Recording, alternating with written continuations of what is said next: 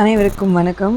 இன்றைக்கி நம்ம அறிந்து கொள்வோம்ல எதை பற்றி தெரிஞ்சுக்க போகிறோம்னா, நம்ம பெரும்பாலும் கேள்விப்பட்டிருப்போம் டீடாக்ஸ் அப்படிங்கிற வார்த்தையை. அந்த டீடாக்ஸுங்கிற வார்த்தைக்கு உண்டான அர்த்தம் கழிவுகளை வெளியேற்றுதல்.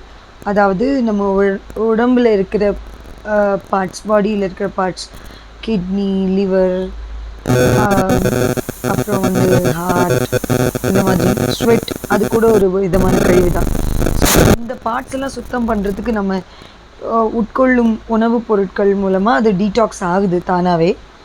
அது பண்ண முடியாதவங்களுக்கு மருந்துகள் மூலமாக அதை டீடாக்ஸ் பண்ணுவாங்க.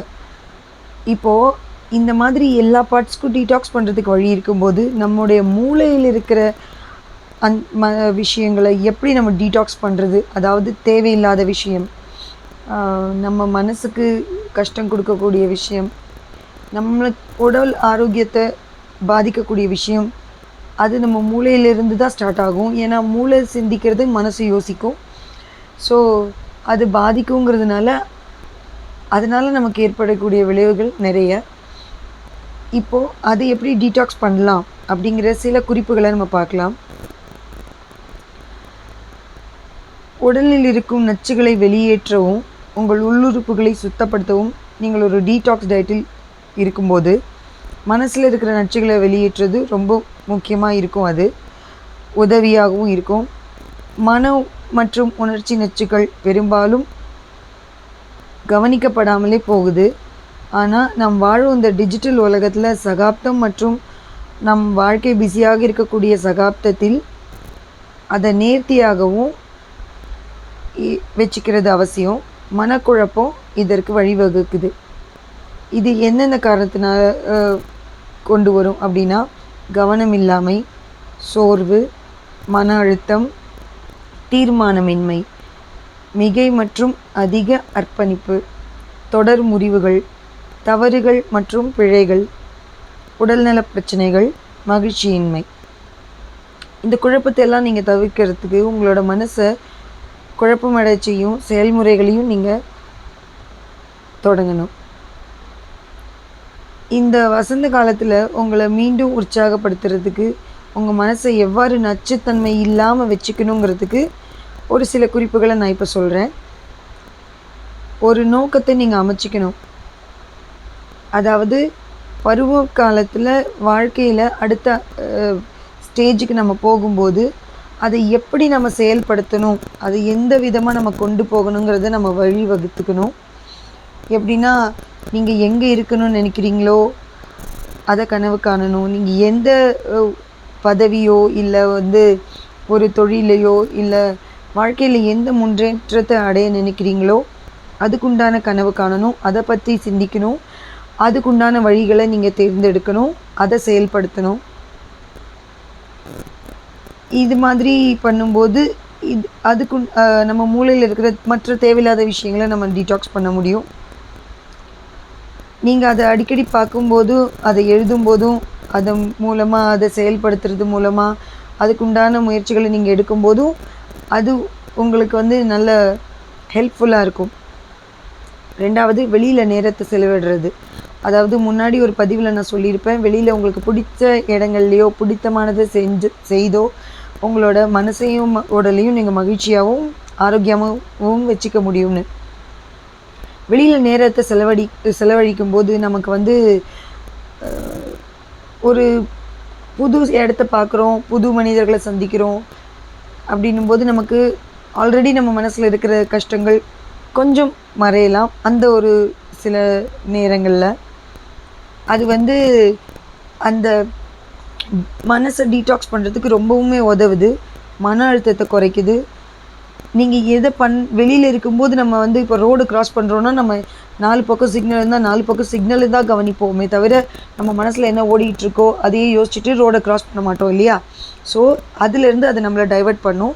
அப்படி இருக்கிற பட்சத்தில் நம்ம மனசை அந்த சில நேரம் அந்த கவலையை அதை மறக்க செஞ்சு நம்மளுடைய மூளையை டீடாக்ஸ் பண்ணுது. இந்த அடுத்தது, தொழில்நுட்பம் இல்லாமல் நேரத்தை செலவழிக்கிறது. அதாவது mobile phone, laptop, TV, mobile games, இல்லைன்னா வீடியோ கேம்ஸ், இந்த மாதிரி இதில் இருந்தெல்லாம் நம்ம வெளியில் வரணும். நல்ல பதிவுகளை படிக்கணும், நல்ல பதிவுகளை கேட்கணும், 4 பேர்கிட்ட உட்காந்து மனசார பேசணும். நம்ம மனசில் இருக்கிற கழிவுகளை அப்பப்போ அகற்றிடணும்.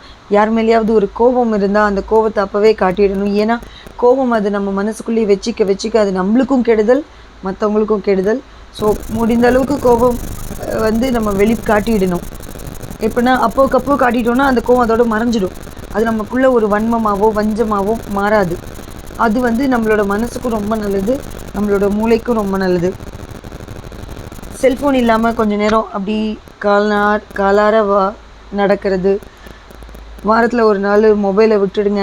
மொபைல் இல்லாமல் குடும்பத்தோட நேரத்தை செலவு பண்ணுங்கள், குழந்தைகளோட விளையாடுங்க. மறுபடியும் நான் சொல்கிறது தான், போன பதிவுலேயும் அதை தான் சொல்லியிருந்தேன். குழந்தைகளோடு, செல்ல பிராணிகளோடும், நம்மளுக்கு பிடித்தமானவர்களோடும் பிடித்த விஷயங்களையும் பண்ணும்போது நம்மளுடைய மூளைக்கும் மனசுக்கும் நல்ல விதமான ஒரு ஆரோக்கியம் கிடைக்கும். நிச்சயமாக ராத்திரி தூங்க போகிறதுக்கு ஒரு 30 நிமிஷம் முன்னாடியோ இல்லை ஒரு 1 hour முன்னாடியோ நீங்கள் மொபைலை எடுத்து வச்சுருங்க. டிவி பார்க்காதீங்க. கண்ணை மூடிட்டு அப்படி நம்ம இன்றைக்கி என்னெல்லாம் பண்ணோம், நம்ம இன்றைக்கி என்ன தவறுகள் செஞ்சோம், நம்ம இன்றைக்கி என்ன நல்லது பண்ணோம், நம்ம இன்றைக்கி நம்மளோட ஒர்க்கில் அதாவது வேலையில் என்னென்னலாம் விட்டு வச்சிட்டோம், அதை நம்ம நாளைக்கு என்னெல்லாம் பண்ணி முடிக்கணும், எவ்வளோ சீக்கிரமாக முடிக்க முடியும், எப்படியாவது முடிச்சிடணும் அப்படிங்கிற அந்த விஷயத்தெல்லாம் நீங்கள் கண்ணை மூடிட்டு யோசிக்கலாம். இது மூலமாகவும் உங்களுக்கு மூளை டீடாக்ஸ் ஆகும், மனசும் டீடாக்ஸ் ஆகும். இன்னொன்று என்னென்னா, நீங்கள் தியானம் பண்ணுறது மூலமாகவும் உடற்பயிற்சி பண்ணுறது மூலமாகவும் உங்களுடைய லைஃப் பார்ட்னர், அதாவது உங்களுடைய வாழ்க்கை துணை, அவங்களோட நீங்கள் மனதார பேசும்போது இன்றைக்கி நடந்த விஷயம், இல்லைன்னா இந்த வாரத்தில் நடந்த விஷயம், உங்கள் வாழ்க்கையில் முக்கியமான விஷயம், நல்ல விஷயம், உங்கள் கல்யாணத்துக்கு பிறகோ இல்லை ஒரு காதல் ஆரம்பித்த பிறகோ உங்களுக்குள்ளே இருக்கிற அந்த ஒரு நல்ல விஷயங்கள், ஒருத்தருக்கு அன்பு பரிமாறுறது, அதாவது நீங்கள் அவங்களுக்கு கொடுத்த கிஃப்ட்டோ, இந்த நேரத்தில் நீங்கள் எனக்கு இதை கொடுத்தீங்க, இந்த நேரத்தில் நீங்கள் எனக்கு இதை வாங்கி கொடுத்தீங்க, இது எனக்கு ரொம்ப பிடிக்கும், உனக்கு அது ரொம்ப பிடிக்கும்ல அப்படின்றதெல்லாம் பேசி உங்கள் 2 பேருக்குள்ளே பரஸ்பரம் பேசிக்கிறதுனாலையும் உங்களோட மனசுக்கு ஒரு நல்ல நிம்மதி கிடைக்கும். அதே மாதிரி உங்களோட ஆன்மாவுக்குமே அது ரொம்ப நல்ல ஆரோக்கியமான விஷயமா இருக்கும். உங்களோட மூளையை ரொம்ப இம்பார்ட்டண்ட்டாக அது டீடாக்ஸ் பண்ணுறதுக்கு உதவும். முன்னாடி ஒரு பதிவில் சொன்ன மாதிரி தியானம் ரொம்ப முக்கியங்க. தியானம் பண்ணுறது மூலமாக நமக்கு நிறைய நன்மைகள் விளையுது. இந்த தியானத்தை பற்றி நான் ஒரு பதிவே போட்டிருக்கேன். தியானம் பண்ணுறதுனால நமக்கு என்னென்னலாம் நன்மைகள் உடல் ரீதியாகவும் மன ரீதியாகவும் கிடைக்குதுன்றது. நம்மளோட மனசு குரங்கு மாதிரி, அதை அமைதிப்படுத்துறதுக்கு தியானம் ரொம்பவே முக்கியம். ஒரு நாளைக்கு குறைஞ்சது ஒரு 10 நிமிடம் தியானம் பண்ணிங்கன்னா நம்மளுக்கு நல்லது, நம்மளுக்கும் நல்லது, நம்மளை சுற்றி இருக்கிறவங்களுக்கும் நல்லது. அதனால் அதை முடிஞ்ச அளவுக்கு ட்ரை பண்ணுங்கள். சில சமயத்தில் மனசில் உள்ளதை நீங்கள் வெளியில் சொல்லிவிடுங்க. அதாவது நான் முன்னாடி சொன்ன மாதிரி கோபம் இருந்தால் சொல்லிவிடுங்கன்னு சொன்னேன். அதே மாதிரி நீங்கள் சந்தோஷப்பட்டாலோ இல்லை உங்களுக்கு எதையாவது பார்த்து சிரிப்பு வந்தாலும் சிரிச்சிடுங்க. கோவம் வந்தால் கோவத்தை காட்டிடுங்க, சந்தோஷம் வந்தால் சந்தோஷம் காட்டிடுங்க. ஏன்னா அதை வெளிப்படுத்துறது மூலமாகவும் நம்ம நம்ம மனசையும் உடலையும் ஆரோக்கியமாக வச்சுக்க முடியும். குறிப்பாக நம்ம மூளையை ஆரோக்கியமாக வச்சுக்க முடியும். ஏன்னா மூளைங்கிறது அது நல்ல செயல்பாட்டில் இருந்தால், நல்ல ஆரோக்கியமானதாக இருந்தால் தான் நாம் வாழ்க்கையில் நம்ம அடுத்த லெவலுக்கு போக முடியும். நம்மளுக்கு பின்னாடி வரக்கூடிய பிரச்சனைகளை நம்மளால் தடுக்க முடியும். ஏன்னா கண்டதையும் நம்ம மனசில் போட்டு மூளையில் போட்டு யோசிச்சுட்டே இருக்கிறதுனால நமக்கு அதனால் பிரச்சனைகள் தான் அதிகமாகுமே தவிர தீர்வு என்றைக்குமே கிடைக்காது. அந்த மாதிரி நம்ம யோசிச்சுட்டே இருக்கும்போது அது சில சமயம் நம்மளை தவறான செயல்பாட்டிலையும் கொண்டு விடும். அந்த தவறான செயல்பாட்டு பண்ணக்கூடாது. அதனால நம்ம நம்ம மூளையை ஆரோக்கியமாக வச்சுக்க வேண்டியது ரொம்ப ரொம்ப முக்கியமான ஒரு விஷயம். இதனால் நீங்கள் யாரையுமே டிபெண்ட் பண்ணாமலோ இல்லை யாரையுமே ப்ளேம் பண்ணாமல் கூட இருப்பீங்க. ஏன்னா அடுத்தவங்களை குற்றம் சொல்கிறது ரொம்ப ஈஸி. ஆனால் நம்ம மேலே என்ன குற்றம் இருக்குன்றதை நம்ம கண்டுபிடிக்கணும். அது நம்ம எப்போ கண்டுபிடிப்போம்னா நம்ம மனசு அமைதியாக இருக்கும்போது தான் அதை நம்மளால் கண்டுபிடிக்க முடியும். ஸோ நீங்கள் அடுத்தவங்களை குறை சொல்கிறத விட்டுட்டு நம்ம அந்த குறையை சொல்லாமல் அதுலேருந்து எப்படி விலகி நிற்கலாம், அந்த குறை நம்மளுக்கு ஒரு குறைபாடாக தெரியாமல் நம்ம எப்படி நம்ம லைஃப்பை கொண்டு போகலாங்கிறதையும் சிந்திக்கிறதுக்கு உங்களுக்கு இந்த மூளை டீடாக்ஸ் பண்ணுறதுக்கும் அது ரொம்ப நல்ல விஷயமா இருக்கும். உங்களோட ஃப்ரெண்ட்ஸ் கிட்ட பேசும்போது உங்களோட நெஞ்சில் இருக்க பாரம் நிஜமாகவே குறையுங்க. இப்போ என்னெல்லாம் பார்த்தீங்கன்னா, எங்கள் ஃப்ரெண்ட்ஸ் இருக்காங்க. எங்கள் ஃப்ரெண்டில் ஒருத்தர் இருக்கார். அவர் பேர் வந்து மணிகண்டன். அவர் என்ன பண்ணுவார்னா, எங்கள் எல்லாரையும் சிரிக்க வைப்பார். சிரிக்க வைப்பாருன்னா, அந்த டைம்லி அவர் ஒரு ஜோக் சொல்லுவார், இல்லை காமெடி பண்ணுவார். அது அந்த நாங்கள் பேசுகிற அந்த கான்வர்சேஷனோட பொருந்து போகும். அப்போ என்ன ஆகும்னா, நாங்கள் எங்களையும் மீறி சிரிச்சிருவோம். எங்களுக்குள்ளேயும் 1000 கஷ்டம் இருக்கும். நாமெல்லாம் மனிதர்கள் தானே. அப்போ நம்ம எல்லாருக்குள்ளேயுமே கஷ்டம் இருக்கும். இன்ஃபேக்ட் அவருக்குள்ளேயும் பல சங்கடங்கள், கஷ்டங்கள் எல்லாமே இருக்கலாம். பட் அவர் கூட நாங்கள் பேசும்போது நாங்கள் எல்லாருமே ஃபீல் பண்ணுறோம். ஆஸ் அ ஃப்ரெண்ட் நாங்கள் எல்லாருமே ஃபீல் பண்ணுவோம். இவர் கூட பேசும்போது நமக்கு வந்து நல்லா இருக்குது, நம்ம மனசுக்கு நல்லா இருக்குது. நாங்கள் எல்லாருமே சொல்லிப்போம் ஒருத்தருக்கு ஒருத்தர், பாரு இப்படி ஒருத்தர் இருந்தால் நம்ம வந்து எப்போவுமே சிரிச்சிட்டே இருக்கலாம், நமக்குள்ளே இருக்கிற கவலைகளை வந்து கொஞ்சம் நேரம் அப்படி தள்ளி வைக்கலாம் அப்படின்லாம் சொல்லுவோம். இந்த மாதிரி நிறைய பேர் நம்ம லைஃப்பில் இருப்பாங்க, நம்மளுக்கே தெரியாது. சில சமயம் சிலரோட ஃபோட்டோஸோ, சிலர் அனுப்புகிற மெசேஜஸோ பார்க்கும்போது நம்மளையும் மீறி நம்மளுக்குள்ள ஒரு சந்தோஷம், சிரிப்பு எல்லாமே வரும். எல்லா பிரச்சனைக்குமே தீர்வு இருக்குங்க. தீர்வு இல்லாத பிரச்சனைன்னு ஒன்றுமே கிடையாது. ஆனால் அதை நம்ம எப்படி நம்ம அதை தீர்வு காண முடியும்னா, நம்ம மூளை நிதானமாக இருக்கும்போது, நம்ம மனசும் நிதானமாக இருக்கும்போது, இது ரெண்டுமே ஒன்றா செயல்படும் போது தான் அந்த பிரச்சனைக்கு உண்டான சொல்யூஷனை நம்மளால் கண்டுபிடிக்க முடியும். இல்லாமல் போனால் நம்ம மூளையும் குழம்பி போயிருக்கோம், நம்ம மனசும் குழம்பி போயிருக்கோம். நம்ம வந்து அந்த பிரச்சனையே யோசிச்சுட்டே இருப்போம். நம்மளுக்கு ஒரு சொல்யூஷனே கிடைக்காது. மேலும் மேலும் அந்த பிரச்சனையில் நம்ம சிக்கலாக்கிக்கிட்டே தான் போவோம்.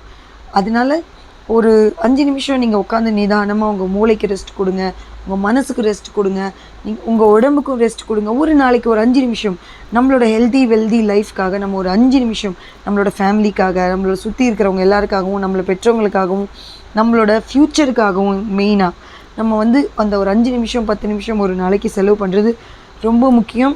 அதில் எந்த தவறும் கிடையாது. தயவு செய்து அதை எல்லாரும் முடிந்த அளவுக்கு செய்யுங்கன்றது தான் நான் சொல்லுவேன்.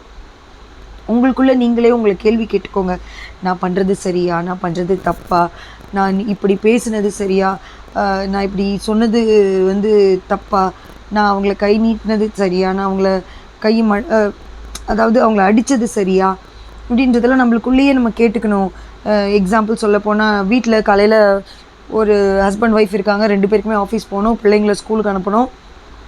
இந்த மாதிரி ஒரு பரபரப்பான சூழ்நிலை இருக்கும் மார்னிங் எல்லார் வீட்லேயுமே. அந்த டைமில் நம்ம என்ன பண்ணுவோன்னா, நீ இதை பண்ணலையா, நீ அதை பண்ணலையா அப்படின்னு நம்மளோட அந்த வந்து ஃபாஸ்ட் அண்ட் ஃபியூரியஸான அந்த டைமை வந்து நம்ம அவங்க மேலே திணிப்போம். அவங்க என்ன பண்ணுவாங்க பாவம், அந்த ஒய்ஃப்க்கு 2 கை தான் இருக்கும். அவங்க பிள்ளைங்களையும் பார்த்துக்கணும், ஹஸ்பண்டையும் பார்த்துக்கணும், தனக்கும் செஞ்சுக்கணும்.